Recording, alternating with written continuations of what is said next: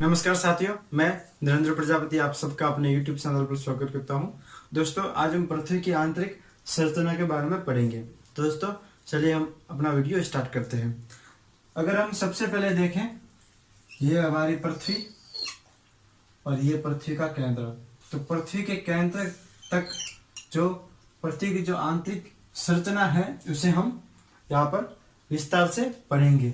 तो हम इस क्षेत्र को लेते हैं, इस प्रकार हम एक अपना डायग्राम बनाते हैं जिसके माध्यम से हम पृथ्वी की आंतरिक संरचना को पढ़ेंगे। सबसे पहले हम पृथ्वी की ऊपरी संरचना को देखते हैं, ऊपरी भाग को देखते हैं। तो पृथ्वी का जो सबसे ऊपरी भाग होता है उसे हम भूपटल कहते हैं, उसे भूपटल कहते हैं। इस भूपटल या फिर क्रस्ट, और जो भूपटल के नीचे वाला भाग है उसे हम अनुपटल या फिर मेंटल, और जो सबसे आंतरिक भाग है उसे हम क्रोड या कोर। इस प्रकार पृथ्वी के तीन आंतरिक मुख्य रूप से भाग हैं। अगर हम सबसे पहले भूपटल के बारे में पढ़ते हैं तो भूपटल की जो मोटाई होती है वह 30 किलोमीटर होती है। इसका क्षेत्र 0 से आंतरिक भाग तक 30 किलोमीटर तक होता है। इस क्षेत्र का जो घनत्व होता है वह 2.7 ग्राम प्रति सेंटीमीटर क्यूब। इस क्षेत्र के दो और उपभाग हैं, जिसमें ऊपरी भाग सियाल तथा जो निचला भाग होता है सियाल के वह सीमा कहलाता है। इस सियाल वाले भाग में सबसे ज्यादा सिलिका तथा एल्यूमिनियम तत्व पाया जाता है। तो इसमें सबसे ज्यादा सिलिका तथा एल्यूमिनियम तत्व पाया जाता है। सिलिका तथा एल्यूमिनियम तत्व पाया जाता है। और जो सीमा वाला भाग है इसमें सिलिका तथा मैग्नीशियम तत्व पाया जाता है। तो इसमें सिलिका तथा मैग्नीशियम तत्व पाया जाता है। सिलिका तथा मैग्नीशियम तत्व पाया जाता है। तो और इसका घनत्व 2.7 ग्राम सेंटीमीटर क्यूब। अगर सीमा क्षेत्र को देखें तो जो ज्वालामुखियों की उत्पत्ति है वह सीमा क्षेत्र से होती है, और जो भूकंपीय तरंगे हैं P, S तथा L ये अनुपटल में प्रवाहित होती है। अब हम अनुपटल के नीचे वाले भाग, भूपटल के नीचे वाले भाग अनुपटल के बारे में देखते हैं। तो जो भूपटल तथा अनुपटल को जो अलग करने वाली सीमा रेखा है उसे हम मोह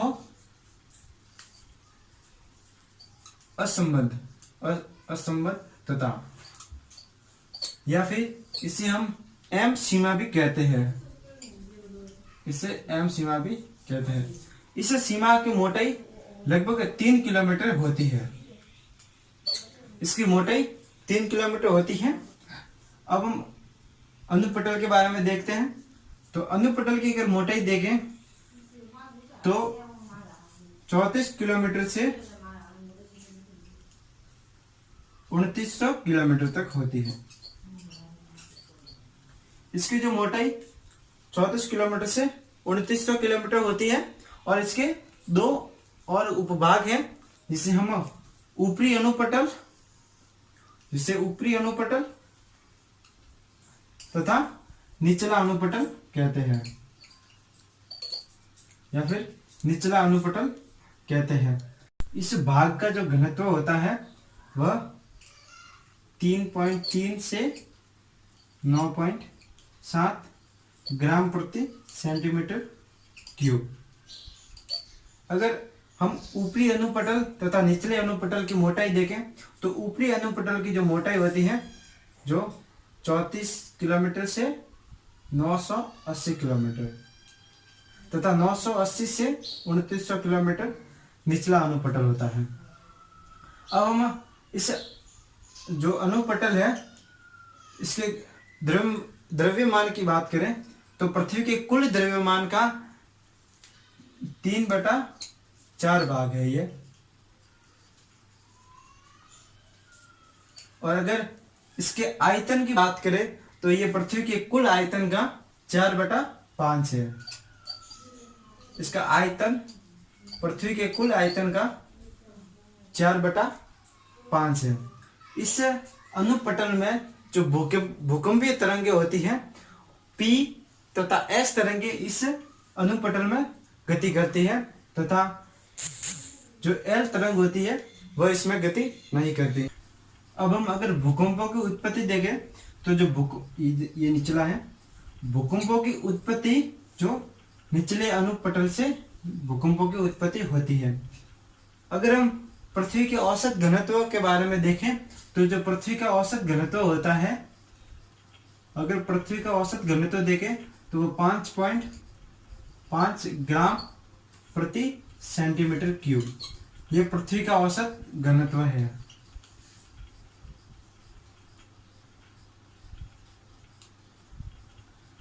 पृथ्वी का औसत घनत्व 5.5 ग्राम प्रति सेंटीमीटर क्यूब। अब हम क्रोड के बारे में पढ़ते हैं। तो क्रोड के दो भाग हैं, बाह्य क्रोड तथा आंतरिक क्रोड।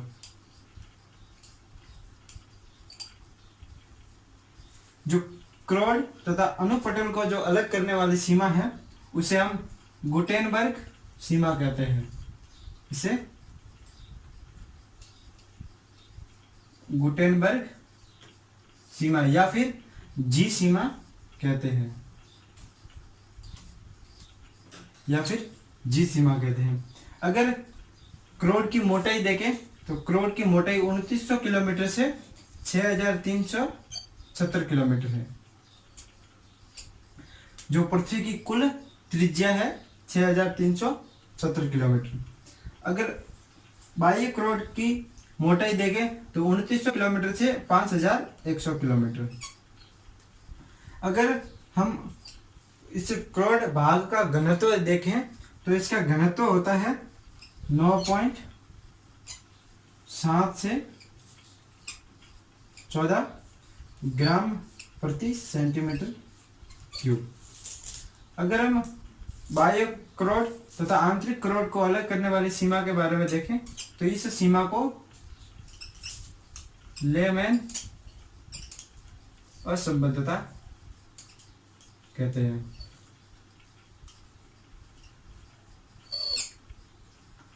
भूकंप की जो एस तरंगे हैं वैसे क्रोड में प्रवाहित नहीं होती। अगर हम बाह्य क्रोड की अवस्था के बारे में देखें तो ये तरल अवस्था में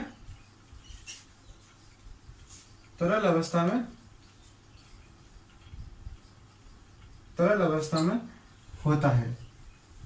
अब हम इस आंतरिक क्रोड की संरचना देखें तो ये निफे से मिलकर बना है। निफे जिसमें निकेल तथा फेरियर, इन्हें दो तत्वों से मिलकर ये आंतरिक कोर है जो बना है। तो दोस्तों अगर हम पृथ्वी के तापमान की बात करें तो हम जैसे जैसे पृथ्वी की भूगर्भ की ओर जाते हैं तो पृथ्वी के तापमान में वृद्धि होती है। अगर हम इस वृद्धि दर को देखें तो ये 32 मीटर की गहराई पर 1 डिग्री सेंटीग्रेड तापमान बढ़ता है। तो दोस्तों मैं आशा करता हूँ कि आपको ये जानकारी अच्छी लगी होगी। अगर आपको ये वीडियो अच्छा लगा है तो वीडियो को लाइक करें और अपने दोस्तों के साथ शेयर करें तथा हमारे चैनल को सब्सक्राइब करें। धन्यवाद साथियों।